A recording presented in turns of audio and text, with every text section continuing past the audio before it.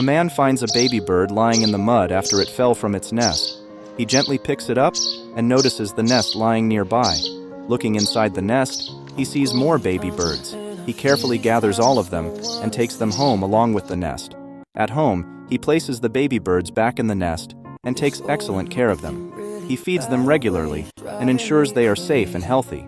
Day by day, the tiny birds grow bigger. They sit on his hand and play with him. When the birds are older, the man builds a new nest for them on a tree in his lawn. He visits them every day, bringing them food and spending time with them.